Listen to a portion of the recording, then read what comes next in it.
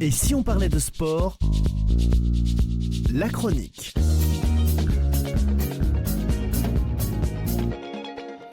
Et oui, et si le football racontait la plus grande histoire du sport mondial? Aujourd'hui, et si on parlait de sport, se met à l'heure du football mondial avec une chronique spéciale Coupe du Monde de football. Et cette chronique, elle vous est proposée par la société Autobuy, une plateforme de vente de véhicules d'occasion exclusivement réservée aux professionnels de l'automobile. Une série d'événements signés Et si on parlait de sport en partenariat avec la Ligue et les 12 districts de football d'Occitanie que nous remercions pour leur engagement aussi à nos côtés. Au fil des épisodes, nous allons vous faire voyager à travers le temps, revivre les grands moments, les exploits et les légendes et comprendre comment cette compétition est devenue le plus grand événement sportif mondial. De 1930 en Uruguay jusqu'en 2026 aux États-Unis, c'est toute l'histoire de la Coupe du Monde que nous allons vous raconter. Et pour cela, nous serons accompagnés de chroniqueurs exceptionnels, passionnés et spécialistes qui viendront partager avec nous leurs regards et leurs analyses. Alors installez-vous confortablement et plongeons ensemble dans cette formidable aventure. Et si on parlait de sport spécial Coupe du Monde de football, c'est maintenant. Et nous sommes au Mexique en 1986 avec la fameuse main de Maradona, la main de Dieu, le but du siècle. Aujourd'hui, direction ce Mexique avec cette Coupe du Monde entrée dans la légende grâce à un homme. 1986, Diego Maradona, la main de Dieu, le but du siècle, un sacre argentin devenu mythique. Après l'Italie qui est sacrée en 1982, le football mondial retrouve le Mexique pour une édition spectaculaire.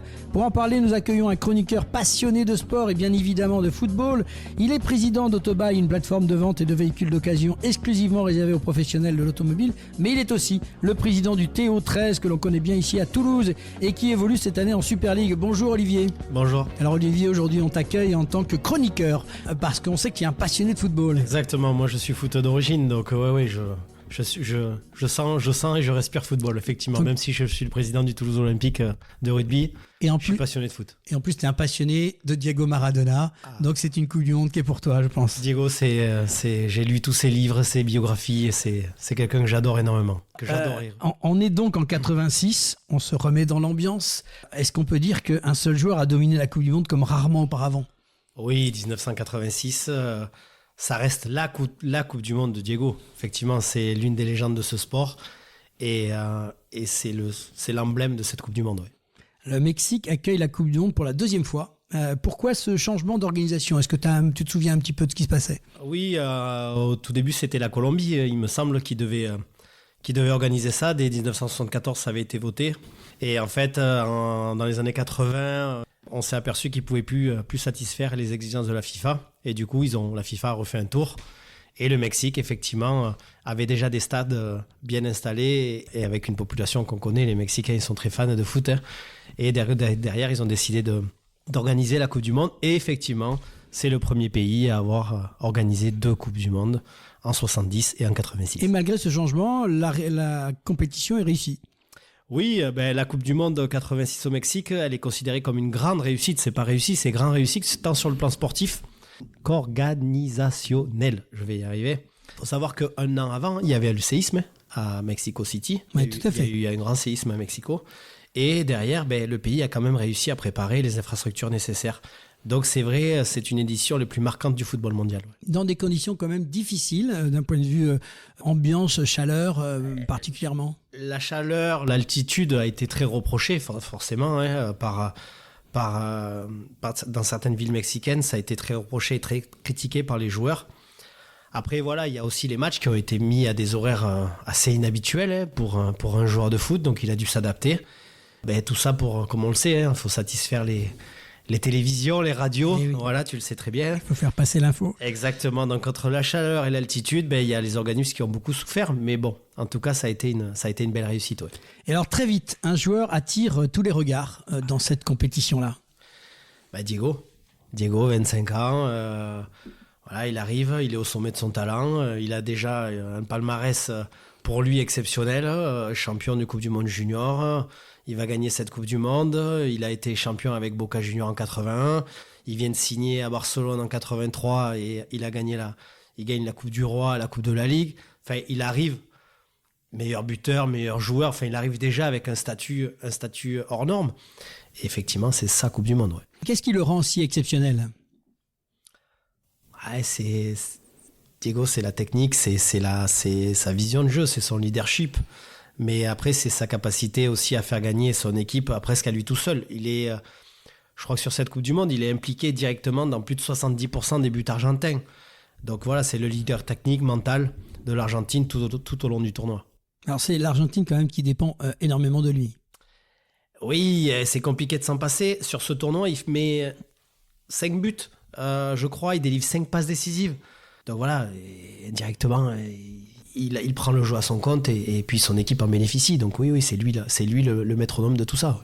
Dans cette Coupe du Monde, il se passe plein de choses. Et entre autres, le 22 juin 1986, un fameux quart de finale Argentine-Angleterre, un match qui dépasse largement le cadre sportif, puisqu'il y avait, rappelons-le, à ce moment-là, des tensions entre les deux pays. Oui, il y avait, si on se remémore un peu, 4 ans après la guerre, il y avait la guerre des Malouines. Hein, et c'est un contexte assez émotionnel. Et pour le contexte, le bilan, on le sait, fut assez lourd. Il y avait pas loin de 650 morts des Argentins. Il y avait quasiment 300 Anglais. Il y a des civils qui ont été tués. Donc effectivement, la tension était palpable et le côté émotionnel était assez intense. Et Maradona va entrer dans la légende. On le sait tous, on l'a tous vu, on l'a vu, revu en vidéo, tous, chacun. Voilà, 51e minute, Diego dispute un ballon à la tête et il marque en touchant délibérément, on l'a tous vu, hein, le ballon de la main, enfin on l'a tous vu sauf l'arbitre, au-dessus du gardien Peter Shilton, et l'arbitre ne le voit pas. L'arbitre valide. L'arbitre valide, et lui aussi il la joue bien parce que il marque, rien ne le laisse respirer, il va fêter ça avec les supporters et personne ne voit rien. Donc ouais, ça a été on le voit à la télé parce que ça repasse, mais on aurait la VAR aujourd'hui, ce but-là ne serait jamais passé. Et puis c'est ce qui est mythique aujourd'hui. Oui, c'est ce qui reste mythique. Alors, on a été plus loin puisque malgré les protestations effectivement anglaises, Maradona parle ensuite de la main de Dieu. Ben oui, il déclare un peu que c'est un peu avec la tête et un peu avec la main de Dieu. Voilà, donc effectivement, il inscrit ce but qui est aujourd'hui considéré comme le plus beau but de l'histoire de la Coupe du Monde. En tout cas, le but du siècle. C'est comme ça qu'il le nomme. Et c'est vrai que bon. Oui, parce que quelques minutes plus tard, il en marque un autre. Et puis qui est un but. Celui qui marque après. Voilà, ça annule le premier, quoi, quasiment. Ah, mais celui qui marque, il est juste exceptionnel. Il dribble plusieurs joueurs anglais sur plus de 50 mètres. Ce qui est le plus important, enfin, ce qu'on voit, le supporter lambda ne va pas le voir, mais nous, ce qu'on voit en tant que supporter et passionné, l'action dure 11 secondes. L'action dure 11 secondes. Ouais. Il part tout seul du milieu de terrain, sur 50 mètres, il dribble 5 joueurs, il élimine les joueurs de champ, il élimine le gardien. Et aujourd'hui, ce qui impressionne le plus, c'est la vitesse réelle. L'accélération, les changements de direction, le contrôle de balle à pleine vitesse, l'équilibre malgré les adversaires qui arrivent, parce qu'il y a quand même les charges adverses de l'adverse qu'il faut prendre en compte. Et après, il a cette lucidité de dribbler le gardien et de la pousser au fond. Et là, tout le monde se lève. Là, le stade, il explose. Et c'est juste magique. Tout est chaloupé, c'est fin, c'est pas rugueux, c'est tout en finesse. On a l'impression que c'est un chat sur le terrain qui se glisse entre les différents défenseurs, quoi. C'est impressionnant. Exactement, c'est très impressionnant. Et en plus, ce qui est derrière impressionnant, il le qualifie pour la demi-finale. Et la Belgique, il en met 2 autres. Personne n'en parle de ça, mais il en met 2 autres encore en Belgique en demi-finale de Coupe du Monde. Donc c'est juste, voilà, ce but, il est juste splendide, il est magnifique. C'est le plus beau but pour moi de l'histoire de la Coupe du Monde à aujourd'hui. On va juste faire un petit aparté pour quand même parler de notre équipe de France qui réalise aussi une très grande Coupe du Monde. Oui, la génération Platoche, comme il l'appelait, voilà, Platini aussi est à son apogée. Il a avec lui Tigana, Gires, Fernandez. Le carré magique de l'équipe de France. Comme on l'appelle et comme on l'a appelé et qu'on l'a surnommé.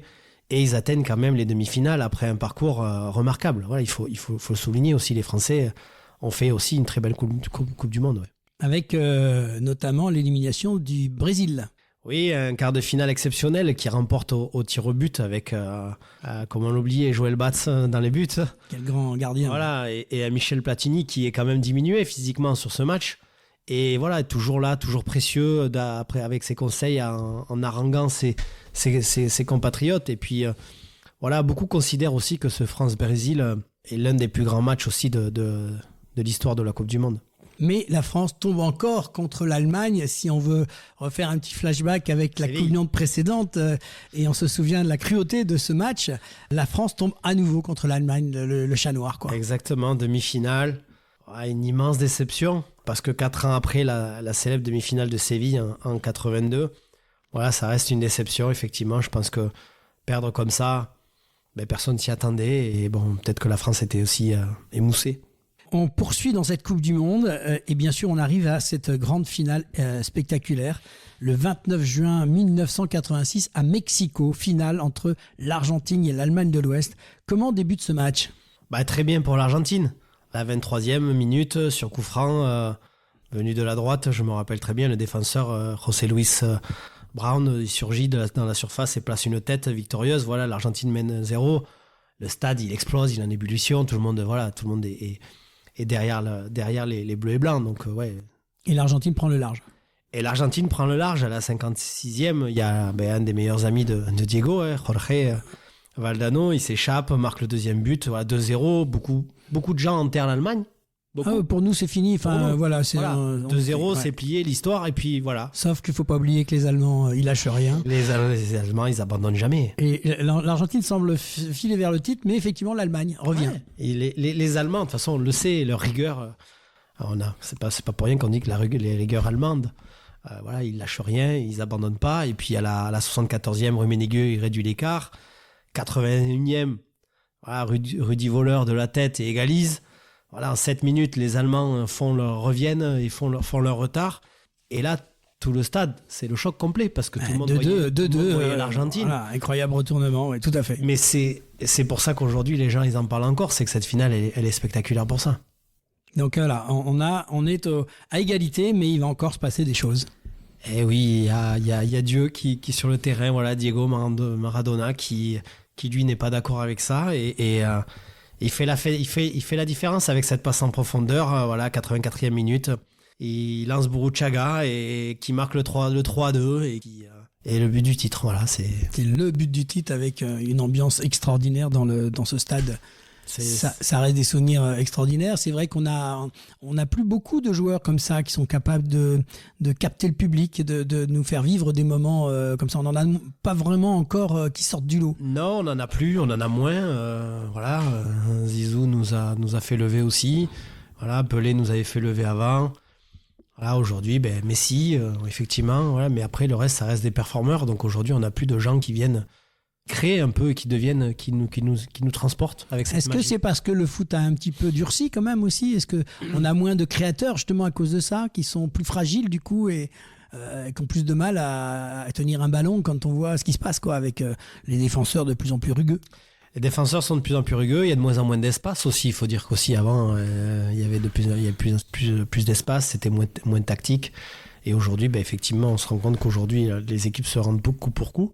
Mais voilà, il nous manque des magiciens pour continuer à faire que le football continue à vivre encore de belles années. Et il nous faut des magiciens comme ça. On sent que c'est vivant encore cette Coupe du Monde 86.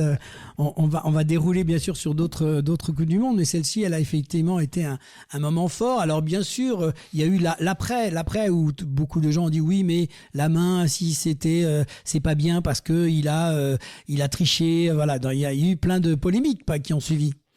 Oui, il y a plein de polémiques, mais aujourd'hui, la main, pour moi, elle reste anecdotique parce que ce qu'il fait derrière, c'est juste fabuleux. Et ce qu'il fait avant aussi, il ne faut pas l'oublier. Mais voilà, c'est un fait de jeu. L'arbitre ne voit pas, il n'y avait pas la VAR, comme tu as dit tout à l'heure, il n'y avait pas toutes ces techniques aujourd'hui. Et lui, voilà, il marchait sur l'eau. Donc à partir de alors les Anglais te diraient, je joue un peu le côté. Ouais, mais s'il n'avait pas marqué là, peut-être que nous, on aurait été capable de. Voilà. Tu sais, les Irlandais, si Thierry Henry met pas la main, ils vont pas à la Coupe du Monde et c'est nice, ça se passe pas comme ça doit se passer. Voilà, c'est l'histoire du foot. Et moi, j'avoue, je suis un très très grand fan de Maradona. J'adorais ce joueur. Tant l'homme, malgré toutes les péripéties qu'il y a pu avoir avec lui, que ce soit à Naples ou ailleurs. Mais il puait le football, donc à partir de ce moment-là, moi, ça me gêne pas. Ah, c'était un fan de foot, mais bon, ça lui a monté à la tête aussi, quoi. Puis peut-être pas le bon entourage autour de lui qu'il aurait accompagné autrement, quoi. Oui, mais les clubs qu'il avait choisis étaient comme ça. Barcelone, quand il est parti de là-bas, Boca Juniors, c'était une c'était une hystérie au niveau des spectateurs. Quand il a été à Naples, c'est pas pour rien. Il a été à Naples parce que ce club le correspondait. C'était le club du peuple. Et lui, c'est un homme du peuple. Et c'est un homme pour le peuple. Et voilà, moi, Maradona, je le vois, c'est quelqu'un qui n'avait pas grand-chose et qui a tout donné. Et effectivement, il y en a qui ont abusé. Voilà, il avait peut-être aussi un mauvais entourage, comme tu le dis, ouais.